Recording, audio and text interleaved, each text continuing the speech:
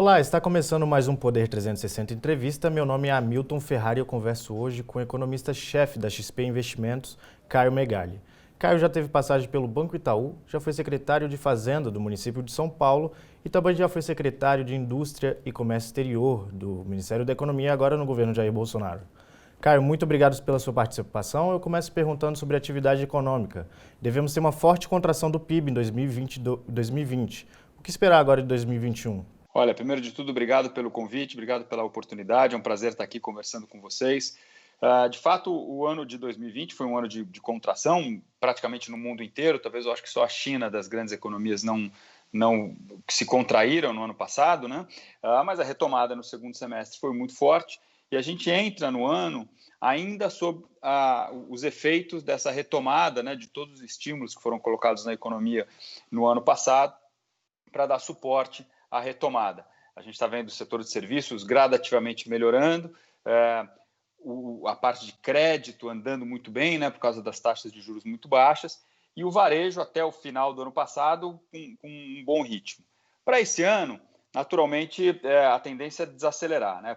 Por um lado, os estímulos, alguns deles, né, estão sendo retirados, a gente vê o fim do auxílio emergencial, a política fiscal, né, de forma geral, tende a ficar mais contracionista, e o quadro da Covid não está muito claro, né? Aquele quadro que nós víamos até outubro do ano passado, novembro, com os casos em queda, naturalmente se reverteu, todo mundo está acompanhando, e nossa perspectiva de vacina não é tão clara e não tão bem pavimentada como em outros países, de forma que esse efeito da Covid, combinado com a necessidade de redução dos estímulos emergenciais, deve provocar uma desaceleração no nosso cenário. O país continua crescendo, né? O mercado de trabalho está melhorando, os juros estão baixos, mas vai crescer a ritmos menores do que a gente viu no final do ano passado. E quais seriam os principais desafios para 2021, já que tivemos esse fim do auxílio emergencial? Isso pode ter algum efeito na economia ou o cenário fiscal demanda que a gente interrompa esse pagamento? Olha, infelizmente o Brasil, diferente de outros países, entrou nessa crise já com a corda no pescoço. O Brasil não fez o dever de casa lá atrás, que outros países fizeram, né, de manter dívida baixa, de manter as contas públicas no azul, e isso fez diferença na pandemia. Não no momento mais crítico, né, naquele momento mais crítico todo mundo teve que gastar, e o Brasil gastou até mais do que outros países, só que agora a capacidade de continuar dando estímulos, como outros países estão fazendo, o Brasil é muito mais limitado. As nossas taxas de juros são altas, especialmente juros mais longos. A nossa dívida é muito mais alta do que de outros países emergentes, de forma que o financiamento dessa expansão fiscal é muito mais complexa para o Brasil. Então, essa redução do auxílio acaba se fazendo necessária até para manter juros baixos, manter a estabilidade da economia para frente, que é, na verdade, o que vai retomar ou pavimentar a retomada para prazos mais longos. Agora, para de fato resolver o problema, nós precisamos de dois avanços. Um avanço é blindar mais a governança fiscal, né? Melhorar a capacidade do governo priorizar despesas. E isso é a PEC emergencial que está no Congresso que vai permitir. E a outra é melhorar a perspectiva de crescimento do país, produtividade, eficiência. Aí a reforma tributária é fundamental, ou seja, o governo tem que aproveitar esse início de ano, né, passada a eleição no parlamento, em que o mundo está melhor, né? Lá no resto do mundo a vacina está avançando, os juros são baixos, tem muita liquidez, aproveitar esse momento, focar nas reformas que são importantes, né, principalmente nesses dois pilares que eu mencionei, para prazos mais longos melhorar a perspectiva da economia brasileira. Esses entraves fiscais que seriam solucionados pela reforma tributária, a PEC emergencial, o Pacto Federativo, eles solucionariam o problema das contas públicas, pelo menos a curto prazo? É possível dar confiança já para o mercado com a aprovação delas agora em 2021? O mercado confia que no curto prazo o governo vai ser capaz de manter o teto de gastos, né? Esse ano de 2021 está bastante apertado, 2022 tende a ser um pouquinho mais tranquilo, né? Porque a inflação mais alta desse ano eleva o teto de gastos no ano que vem, dando mais espaço para o governo. Mas quando nós pensamos em perspectivas fiscais, especialmente para um país tão endividado quanto o nosso e com juros altos, o que é diferente de outros países no mundo, nós temos que olhar a perspectiva de sustentabilidade, como é que isso pode se sustentar ao longo do tempo. Em 1 ou 2 anos, a gente consegue manter o teto de gastos e consegue manter as contas equilibradas, mas como é que é a dinâmica da dívida ao longo do tempo? É isso que vai ser importante, né? Nós temos que sinalizar para quem investe no Brasil, para quem produz no Brasil, para quem emprega principalmente no Brasil, que ao longo do tempo a inflação vai ficar controlada e os impostos não vão subir, porque perspectiva de impostos em alta, perspectiva de inflação em alta, inibe investimento, aumenta a taxa de juros e prejudica a capacidade de geração de emprego. Agora, essa sinalização para o mercado seria da parte do governo federal ou do Congresso agora que vai retomar as atividades em fevereiro? Qual vai ser qual será o primeiro passo para dar essa mensagem para o mercado? O primeiro passo é o governo dar uma sinalização clara da sua agenda prioritária. Isso está acontecendo na economia, tem que se espraiar para o resto do governo, né? Naturalmente, o parlamento tem que aprovar, né, especialmente esses ajustes constitucionais, que são fundamentais, né, para dar flexibilidade orçamentária para o país, para que nós, de fato, possamos gastar naquilo que gera menor desigualdade de renda, maiores oportunidades. O parlamento participa, mas via de regra, o executivo que lidera a agenda. A postura de jogar ao parlamento, esperar que as coisas se resolvam lá, tende a ser mais demorada, mais turbulenta. Eu acho que o governo tem um papel importante, né, e o Ministério da Economia vem fazendo isso ao longo do tempo, de liderar essa agenda, de liderar o consenso, né, e mostrar ao país e à sociedade como são importantes essas medidas. Sim, o Ministério da Economia, o próprio governo federal, tem conseguido liderar essas pautas e, na sua avaliação, o Congresso tem sido reformista, tem aceitado as sugestões? Eu acho que a gente tem que dar 2 passos para trás aqui e olhar um pouco mais em perspectiva, né? Como é que vem sendo a discussão fiscal no Brasil.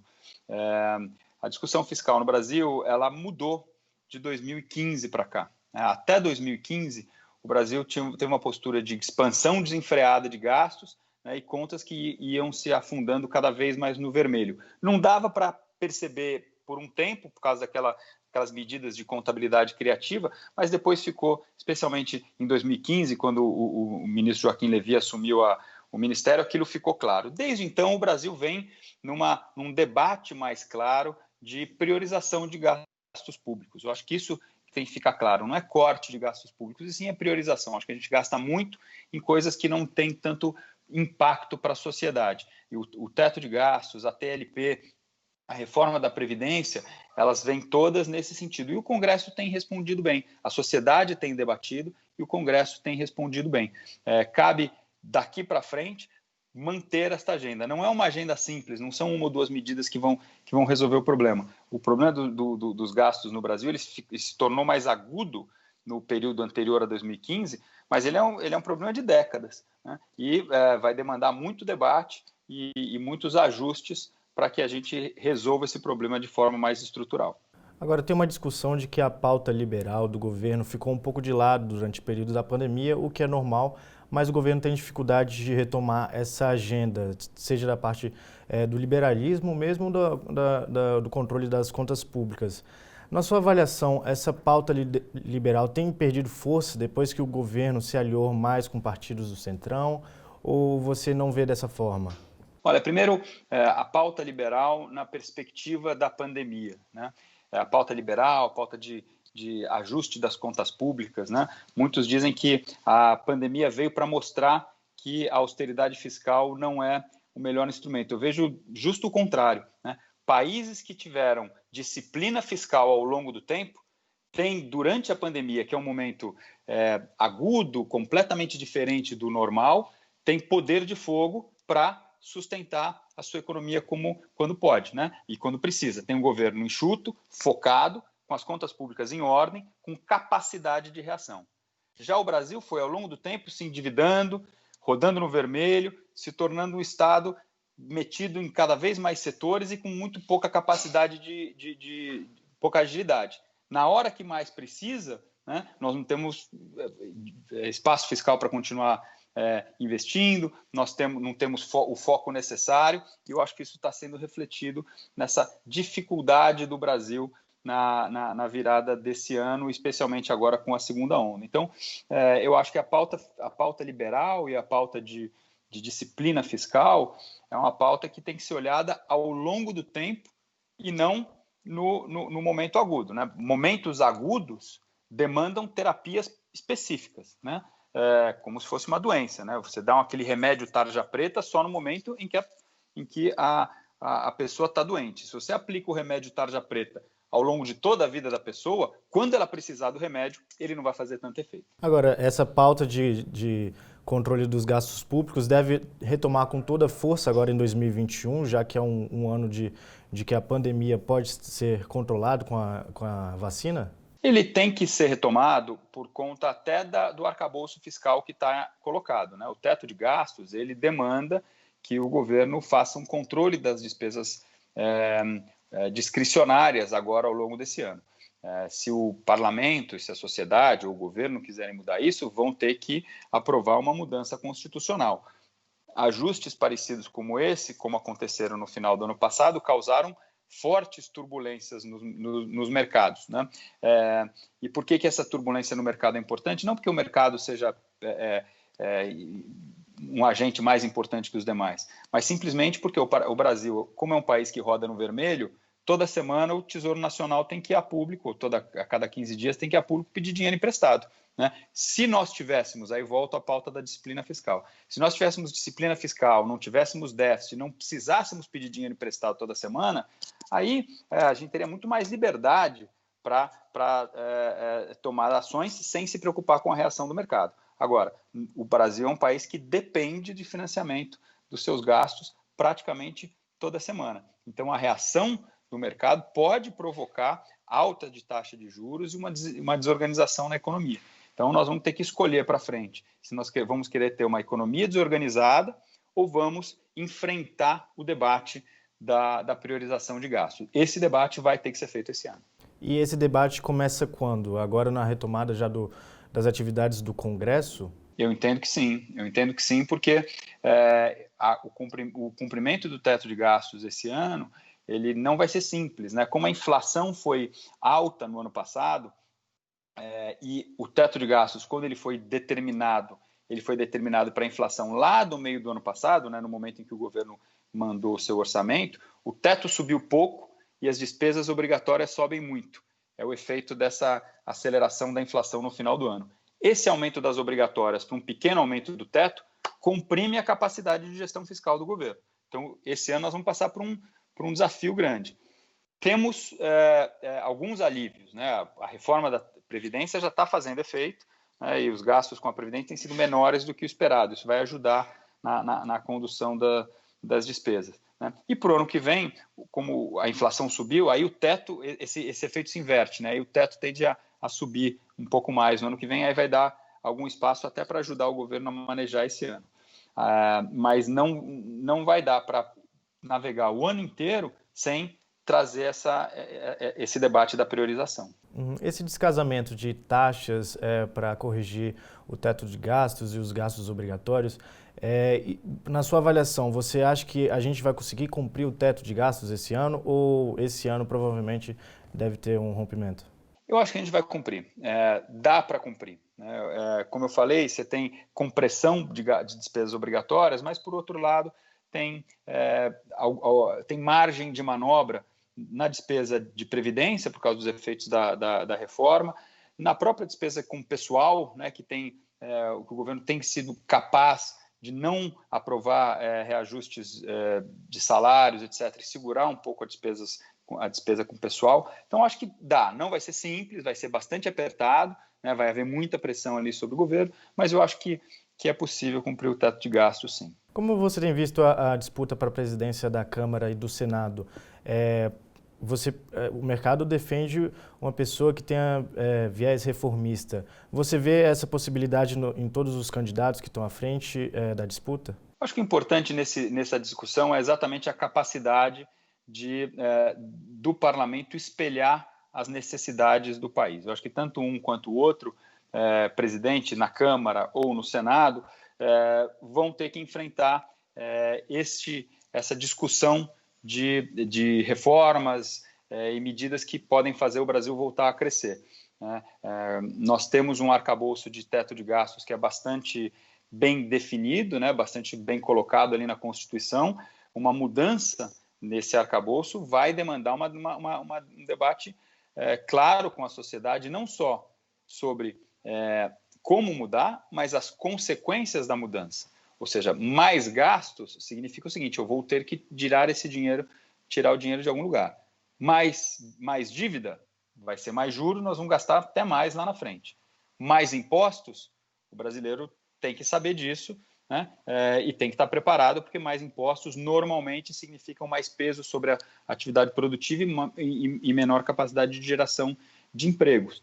Então, acho que o debate tem que sair do simplesmente qual é o gasto, e passar para como é que nós financiamos mais gastos na situação em que o Brasil está. Isso vai depender da presidência da Câmara. Esse debate vai aparecer, vai ser puxado tanto pelo Executivo quanto pelos parlamentares, e a presidência vai ter que tomar a decisão de que tipo de reforma, que tipo de medida vai colocar. É claro que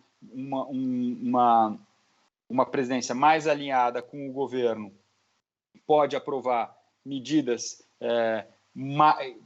mais ligadas ali à pauta econômica, mas também tem uma outra série de medidas que podem aparecer das outras forças políticas que estão em volta dessa candidatura. E a mesma coisa, uma candidatura de oposição ao governo.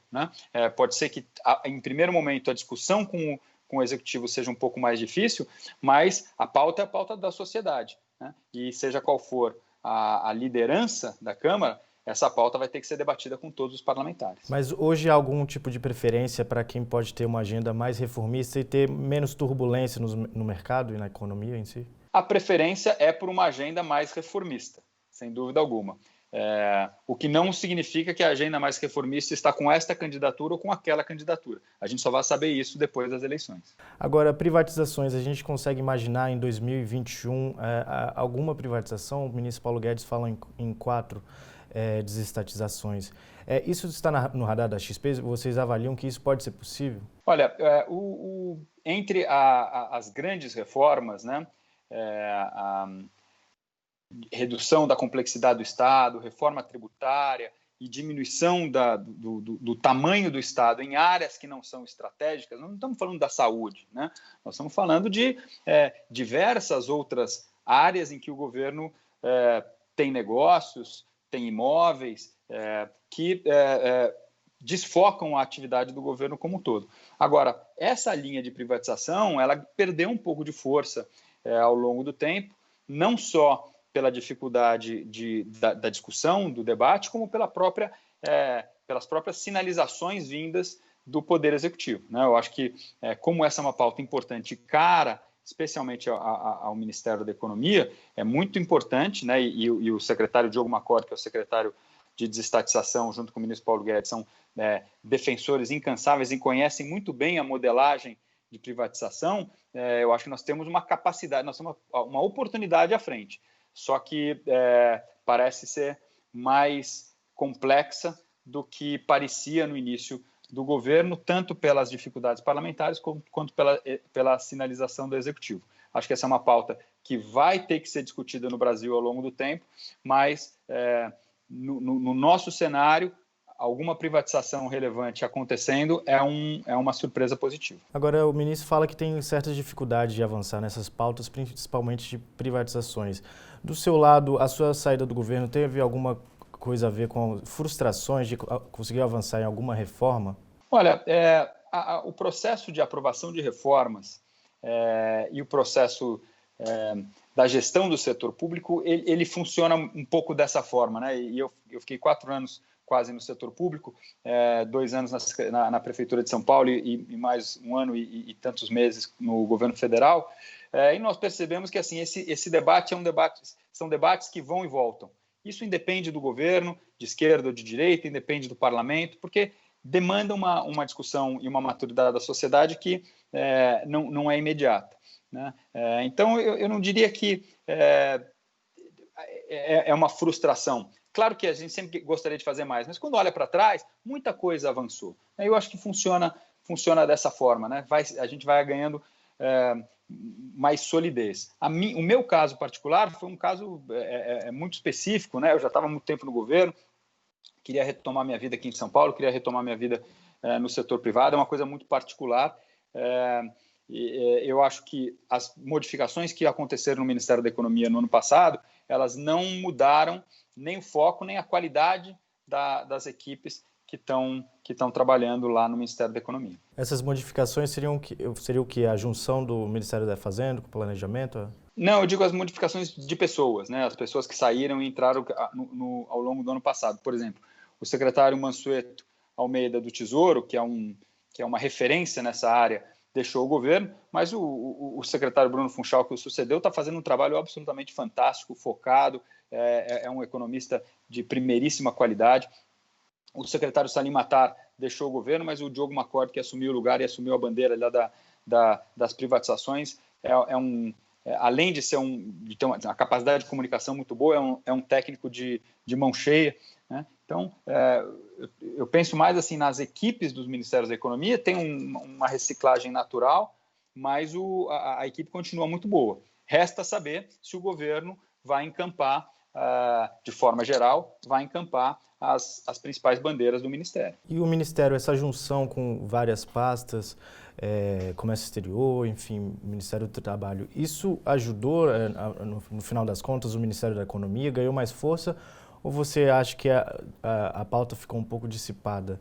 Tem prós e contras, de fato, né?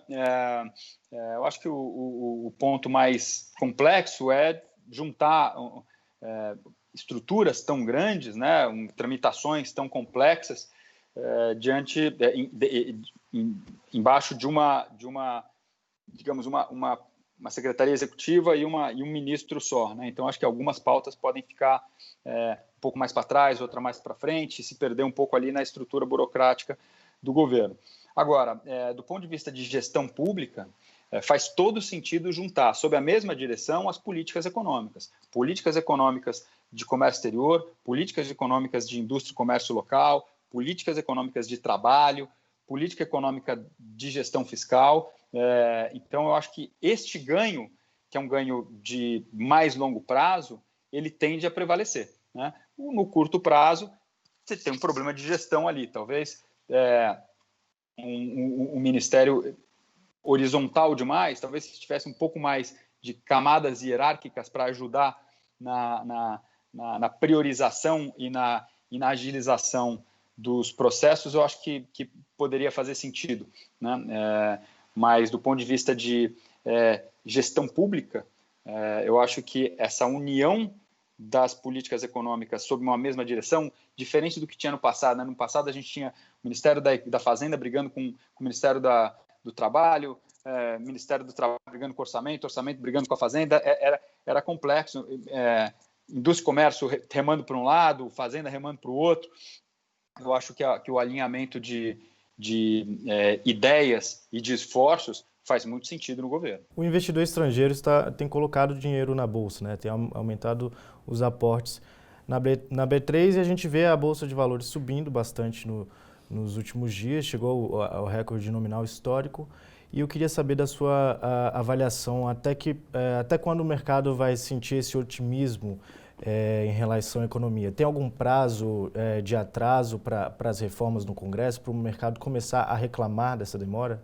É sempre difícil a gente achar no mercado os times, né? A hora que vai virar para cima, para baixo e tal.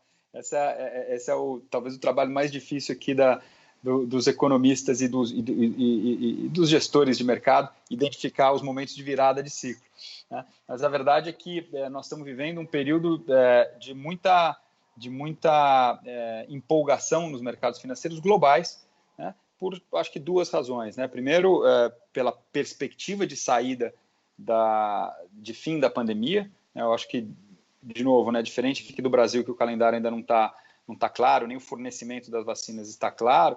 Em outros países a gente tem um quadro que, se não é tão rápido, é pelo menos um quadro previsível e bem desenhado para frente, né? E com uma capacidade dos governos de manter os estímulos à economia muito maior, né? Então, a gente está vendo agora nos Estados Unidos o debate se o pacote fiscal vai ser de 1 trilhão ou 2 trilhões de dólares adicionais na economia, né? Isso gera uma capacidade de crescimento de curto prazo absolutamente fantástica. A China vai crescer 9% esse ano, segundo a nossa projeção, depois de não ter caído no ano passado, diferente do resto do mundo. Os preços das commodities, que são os produtos que a América Latina principalmente vende no mundo, né? Soja, milho, carne, minério de ferro, gás natural, todos indo muito bem, petróleo subindo. Então, é um ambiente de taxas de juros muito baixas. Agora nós estamos preocupados se a taxa de juros de 10 anos dos Estados Unidos, 10 anos, hein? Estou falando da taxa de juros do mês que vem, de 10 anos, vai subir de 1 para 1,5. Então, são juros muito baixos, né? Então, isso vai permitir que projetos em países emergentes sejam viáveis, atração de recursos, né? E o mercado anda nessa, né? Tem muita liquidez, muito suporte e uma perspectiva de retomada da economia concreta. No Brasil, os desafios são maiores, os desafios são diferentes, mas em boa parte nós surfamos a onda internacional. Então, eu acho que isso a gente consegue ver bem claramente olhando dois mercados diferentes aqui no Brasil. Olha para a Bolsa e para o câmbio, né? A Bolsa retomou tudo que tinha caído depois da pandemia e já superamos, né? Já estamos num nível superior ao nível anterior da pandemia. Já a taxa de câmbio, que reflete mais o risco fiscal local do Brasil, antes da pandemia, nós tínhamos R$4 por dólar. O câmbio foi lá para 5,80, voltou, está agora 5,30, chegou a bater 5,10, então, mas não voltou, está longe de voltar para o R$4 por dólar que a gente tinha antes da pandemia. Ou seja, aqui eu acho que nós temos uma perda de poder de compra da moeda brasileira por conta desse descarrilamento fiscal que nós temos aqui, que não existe em outros países, que parece ser mais permanente. É isso que eu ia perguntar. O Brasil não fica para trás nessa agenda de 2021, já que os outros países têm espaço fiscal para ter incentivos na economia? Fica para trás, mas é o que nós temos para hoje, né? Não temos, infelizmente, nós não temos a capacidade de estímulo da economia. Temos um mercado interno e um mercado financeiro, né, de intermediação de crédito que está crescendo. Eu acho que isso é uma força que nós vamos ter para frente. O mercado financeiro brasileiro está se desenvolvendo muito rapidamente. Estão acontecendo duas revoluções, né? A revolução que está acontecendo no mundo inteiro, das fintechs, da produtividade, da competitividade. Hoje, graças à tecnologia, empresas pequenas conseguem competir com grandes bancos, né? Então, isso está melhorando muito a agilidade nos mercados financeiros, estão diminuindo os juros, estão diminuindo os spreads. E, ao mesmo tempo, nós tivemos a queda da taxa básica de juros, né? Quem está há mais tempo acompanhando a economia brasileira, eu me lembro quando eu entrei no mercado financeiro, as taxas de juros eram de 40%, né? Hoje nós temos taxas de Selic de 2% ao ano. Isso também é uma revolução, e as duas coisas estão acontecendo ao mesmo tempo. Então, acho que tem um pedaço da economia brasileira que o mercado de capitais está vibrante, gerando muitos recursos para empresas investirem, né? Antigamente, você fazia abre o capital, levanta recursos para a sua empresa, mas se o juro é 15, 20, você deixa boa parte desse caixa ali rendendo juros, né? Agora os juros são 2%. Né? Você tem que buscar outras alternativas, tem que fazer investimento de fato, e essa parte eu acho que vai andar bem.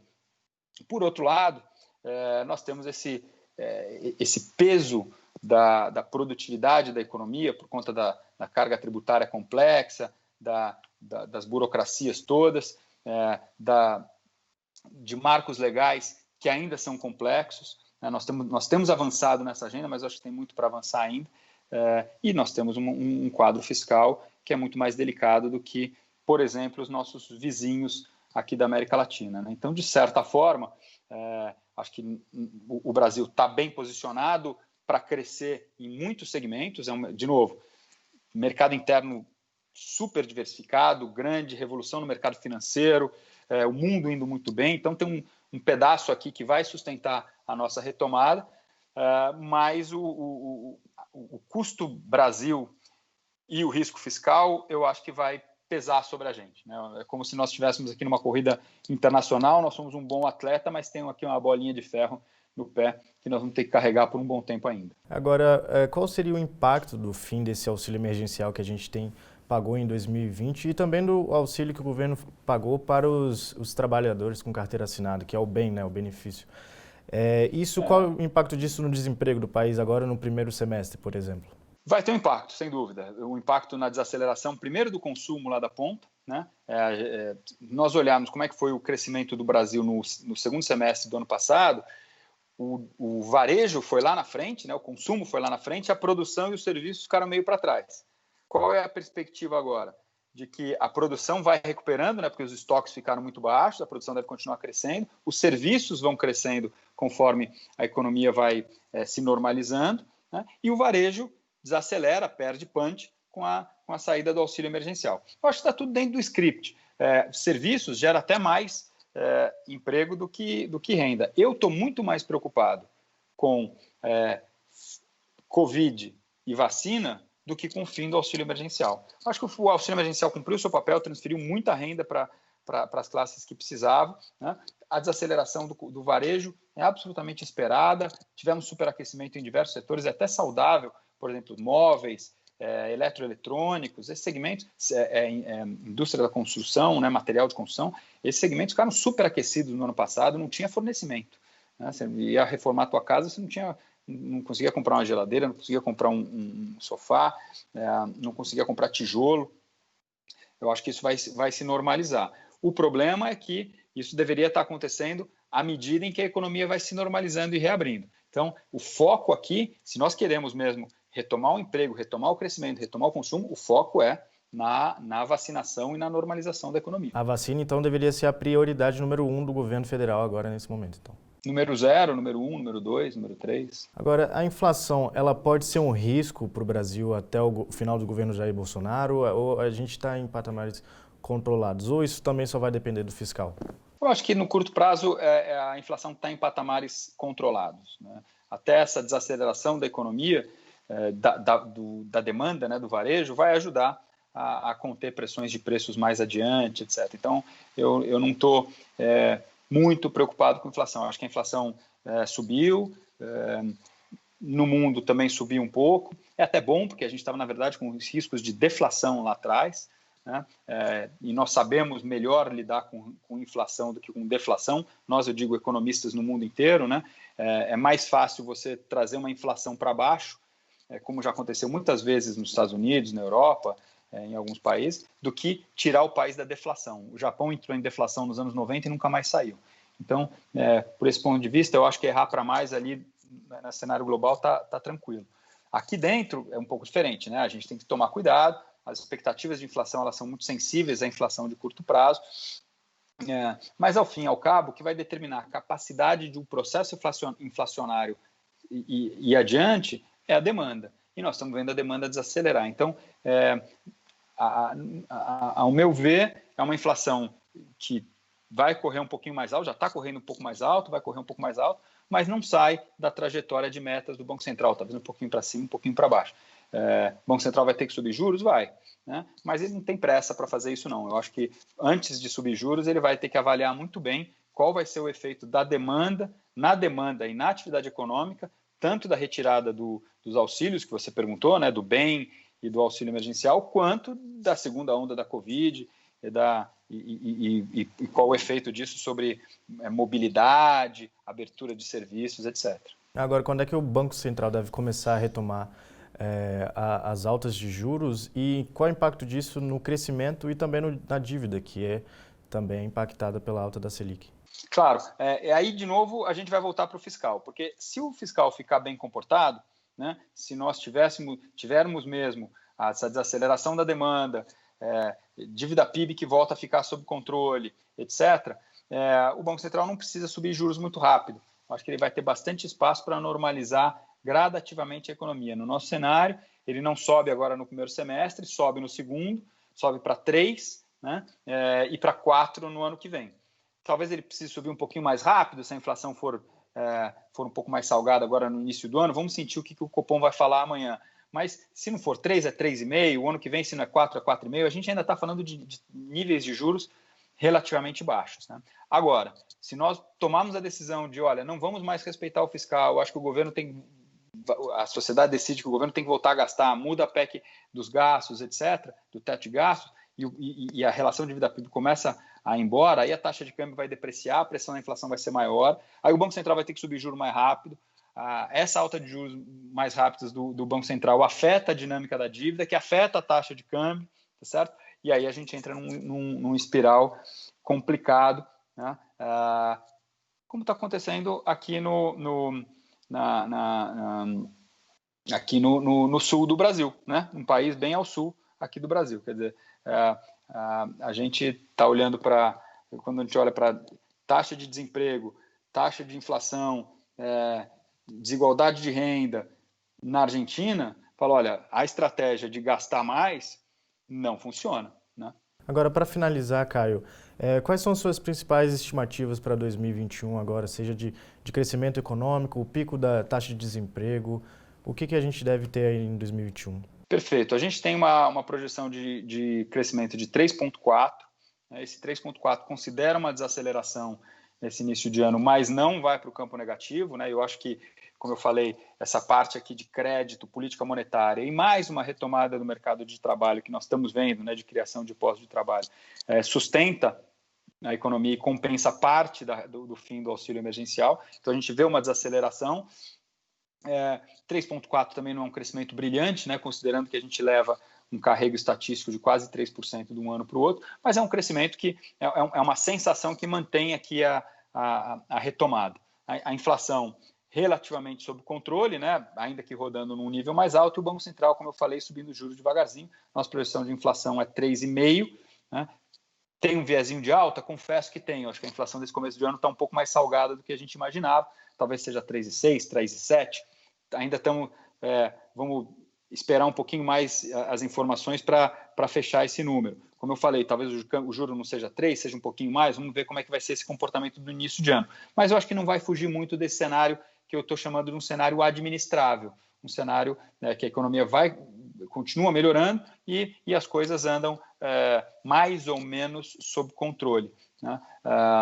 Taxa de câmbio fica um pouco mais valorizada, eu acho que o câmbio, dado a alta dos preços das commodities, né, dos nossos produtos de exportação, eu acho que o câmbio a 5,30 está alto demais, o nosso número é mais para 4,90, 4,80 entre esse ano e o ano que vem, eu acho que ele vem aqui para baixo, dentro, de novo, né, desse cenário administrável. Não é o super cenário que o câmbio volta para 4, as coisas se normalizam, mas é um cenário sob controle, com um olho muito, muito claro aqui na dinâmica política e na dinâmica fiscal, né? Se a dinâmica política fiscal for de mais gastos, aí eu acho que pode desequilibrar esse cenário, né? Que também, de novo, é beneficiado por um ambiente externo que deve beneficiar países emergentes e a América Latina em particular esse ano e no ano que vem. Ok, muito obrigado pela sua participação. Hoje eu conversei com o economista-chefe da XP Investimentos, Caio Megali. Obrigado, hein, Caio? Obrigado a vocês de novo pelo convite, foi um prazer estar aqui. Estamos sempre à disposição. Convido a todos que queiram acompanhar os nossos relatórios a fazer isso pelo site lá da XP, tem todas as nossas projeções, mas também fico aqui à disposição para próximas conversas mais para frente. Está terminando mais o Poder 360 Entrevista. Não se esqueça de seguir o nosso canal no YouTube para assistir mais entrevistas. Obrigado, até breve.